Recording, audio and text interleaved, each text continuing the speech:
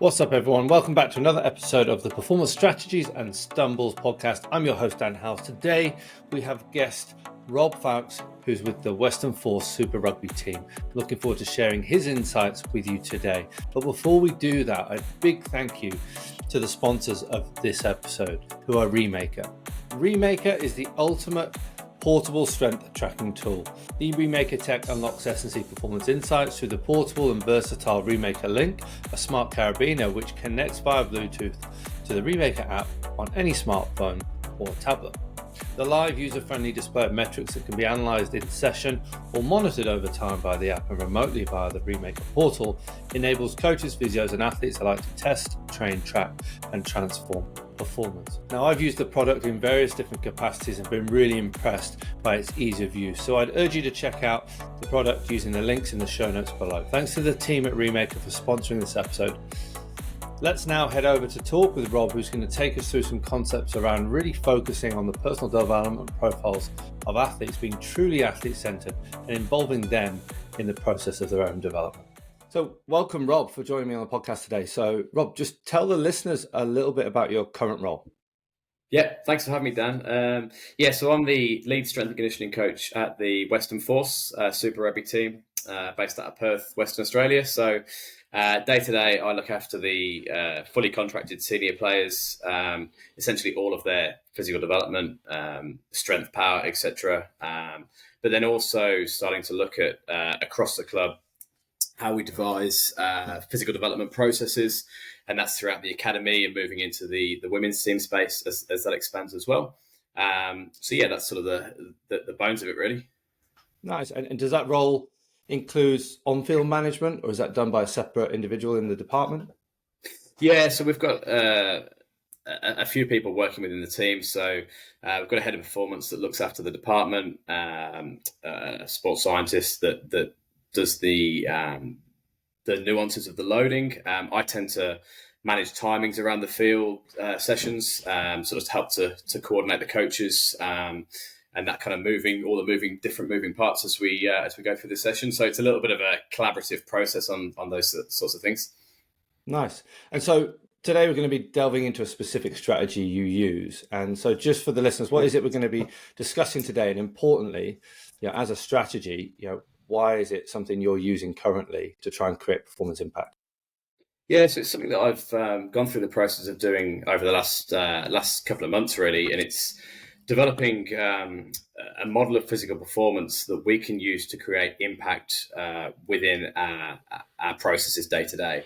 And I think the key thing that I identified with our guys is that what they're used to doing is loads and loads of physical testing, getting loads of numbers, getting loads of different things back, and they're quite interested in numbers, but they have it without context a lot of the time. So I wanted to provide the players with a little bit of context in terms of why are we doing this, what's important, what's more important than that, what's less important, and then to try and essentially generate a conversation between myself and the players to create a better buy-in, really. So I think one of my key principles is that I want to create a shared journey with a player. I'm not trying to sell a program to them. It's, they're the ones that are going to go out and perform.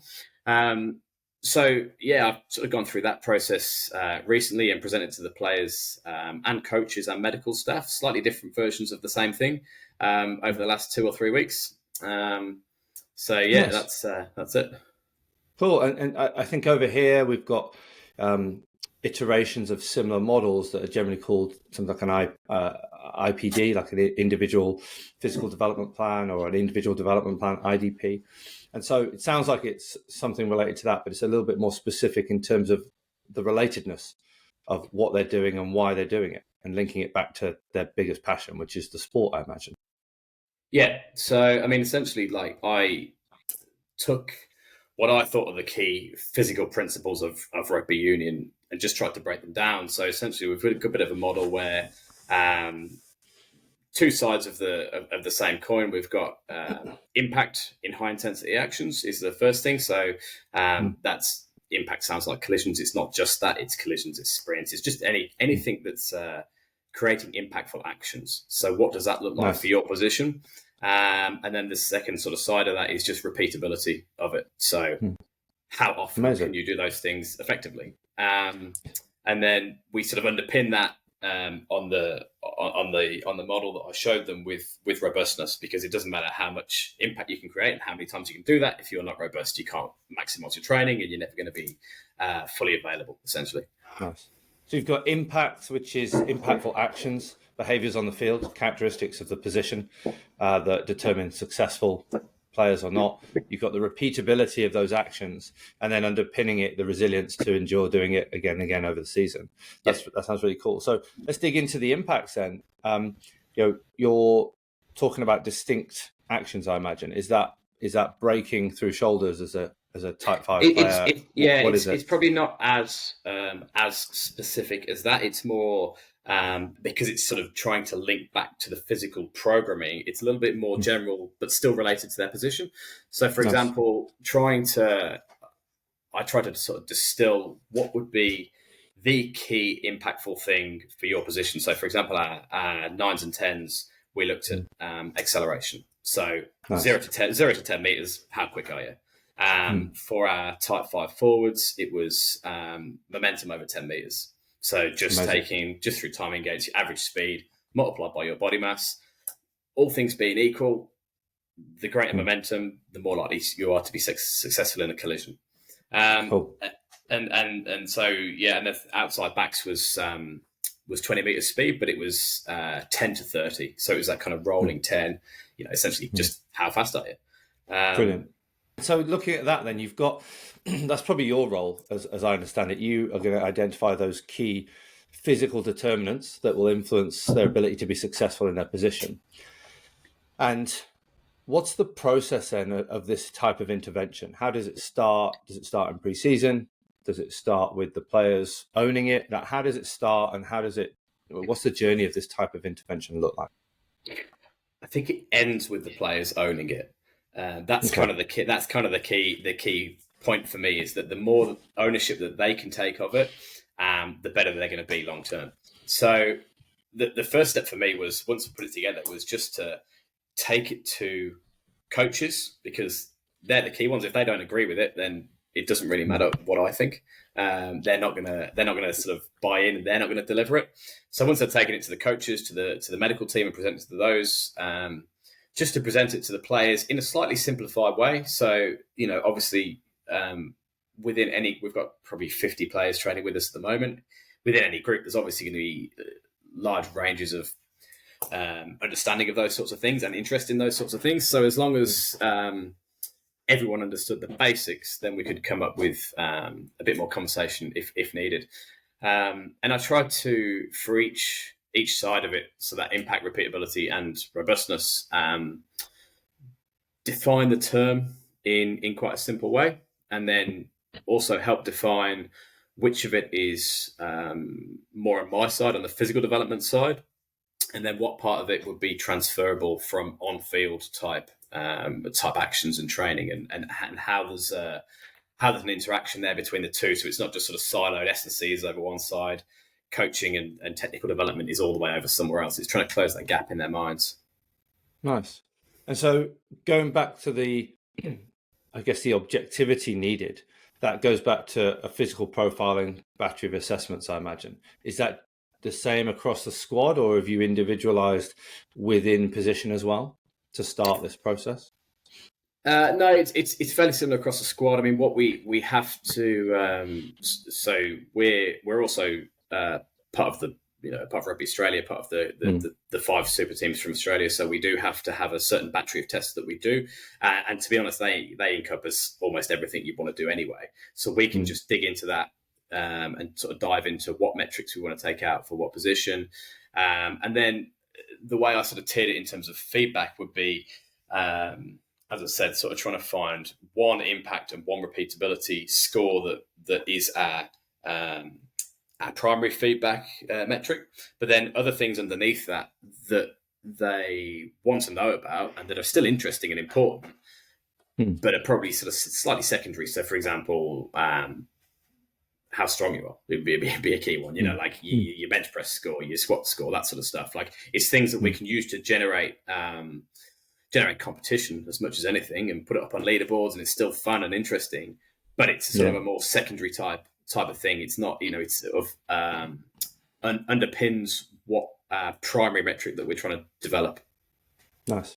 So you've got the collection of information, you've got your whole squad, you've got 50 players, data's collected, you know where they are, whether you rank them against their peers in the squad or national standards, but you know what is a priority for your impact-related KPI or impact-related physical quality. Well, now you've got decisions to start making around program design. So at that point, how involved is a player, and how much does that information influence the program design that you make? So I'm interested in that. Is it independent of the player, alongside the player? What does that start to look like? Initially, it comes through me. I mean, I get obviously a fair bit of time to look at the information, but then it's in conjunction with the player, probably depending on who they are, their level of understanding and knowledge of the space, their level of experience, where they think they could get to, as well as where I think they could get to, and along with the coaches as well. I mean, they've got very clear ideas of what they want of each individual, and typically, the way we will sort of visualize it would just be to plot on a quadrant. So if it was top right would be high impact, high repeatability, and bottom left is low in both. We will show the player, them versus other people in their position within the squad. Amazing. And so, an example of that in terms of the high impact, high repeatability, how would that look for a certain player with a certain metric? Yeah, so also, I don't think I've mentioned it, the repeatability score, we actually use the same for everyone. So we just use our conditioning test, our main one, we just use a Bronco. Nice. And we take the average speed from that. The reason we take average speed is so it's a little bit more relatable to them in terms of they're used to getting numbers from GPS, so it kind of closes that gap a little bit. I mean, it's the same as using time. It's just something that we thought that they would understand. We've got, for example, two players in the same position who one might be 112 kilos and one's 103 kilos. Now, the 103 kilo guy is probably faster, which he is, but not that much. So the heavier guy actually has, in terms of momentum, he has a high momentum, so he has a really high sort of impact. However, if he's running a Bronco at 5 minutes, 30 seconds, which isn't very good, he's going to be in that high impact, low repeatability. So I can go to him and go, well, look, this is where you're at. He knows that. It's just a sort of extra visualization of, essentially confirmation of what he's probably already knew. So we're just going, well, you're up here, your main competitor is sort of down here, so here's the other way. He's really fit. Like his repeatability is great, his impact isn't as good.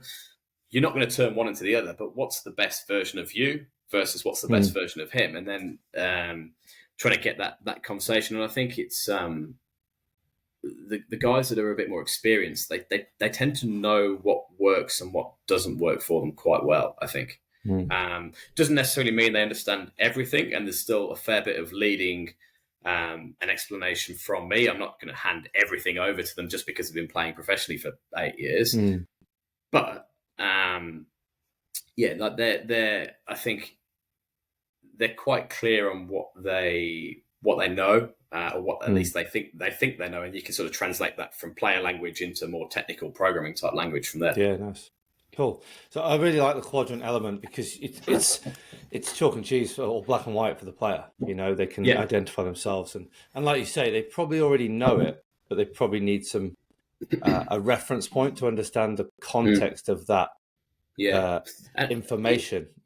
And I think the other really nice part of that is that you can start to track people over time. So good example would be like a younger player that's come through the academy. I think it's very easy for those guys to get you get preconceived ideas of what someone is when they come through your own development space. You're always an apprentice at your first job type thing. So like a coach will say, "Oh, this player is X." Well, actually, he was X 2 years ago, and now he's Y.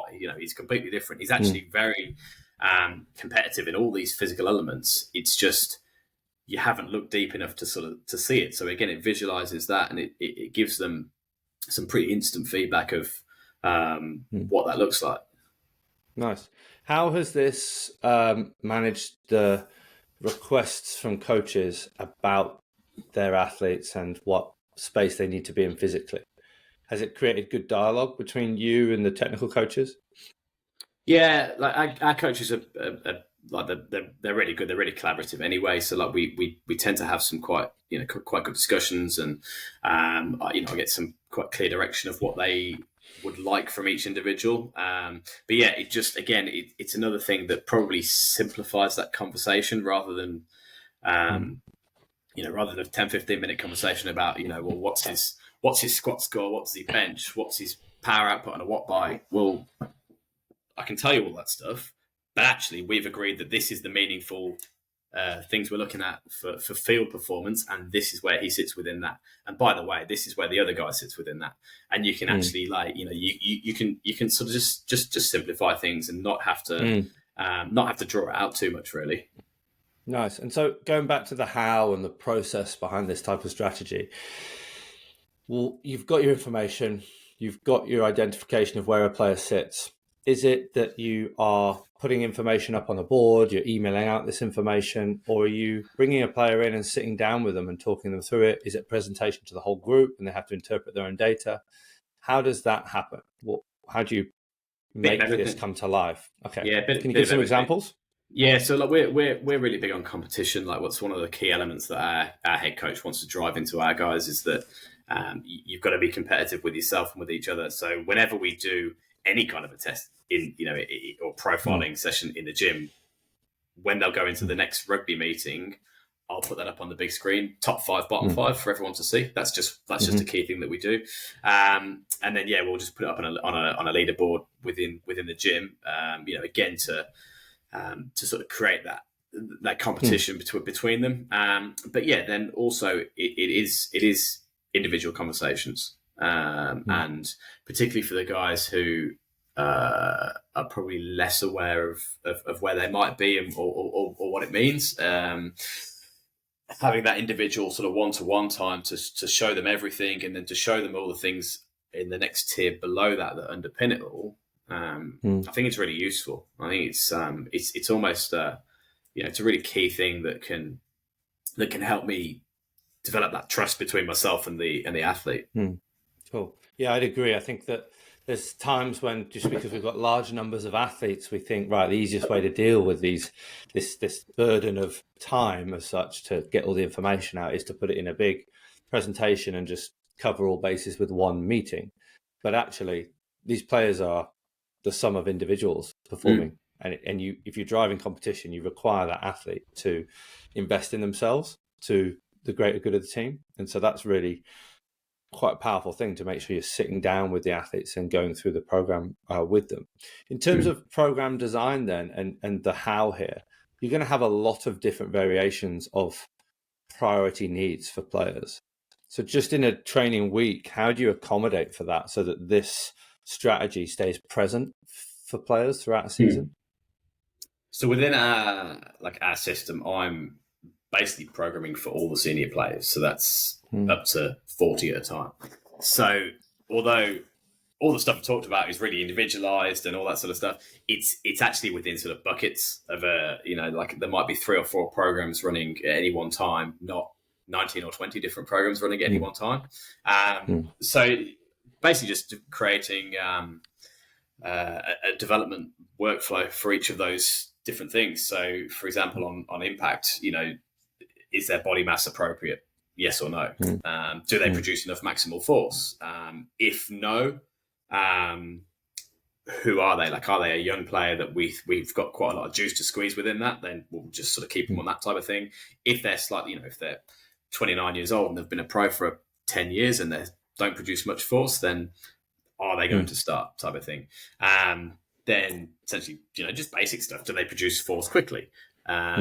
If it's yes, then what do we look like in terms of more specific skills, speed mechanics, that sort of stuff? And then if they're really good at all those things, are they robust? Like, are they, do we actually need to do that much more with them? Or actually, you're really good physically, we can probably pull back a little bit and just make sure we keep you fit and Nice. maximise your time, energy on field, really. And so if we were to just hone in on those 9s and 10s again to just sort of bring this to life, you've got the original inception of profiling and assessments and testing batteries. You've got your understanding of the critical determinant being, acceleration for those players. And then you've got 2 players who say are both the same repeatability, good Bronco scores, good MAS, but very distinctly different acceleration characteristics. Are you going after these guys in distinctly different ways then?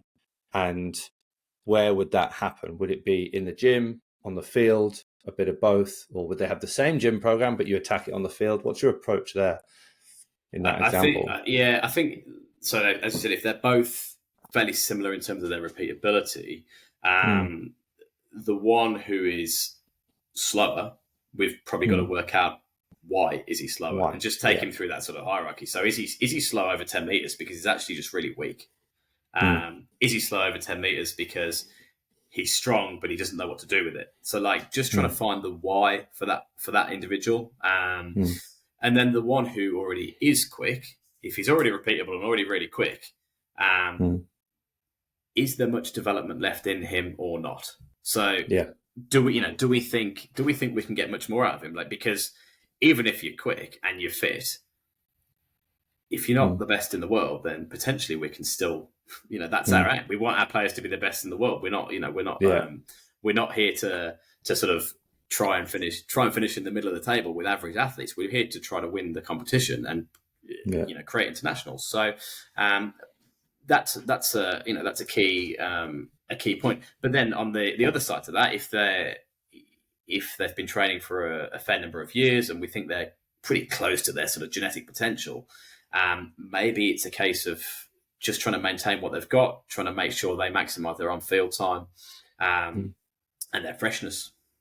Nice. Yeah, I think maintenance is an undervalued or an underappreciated strategy if it's the right thing for the athlete. They're already exceptional.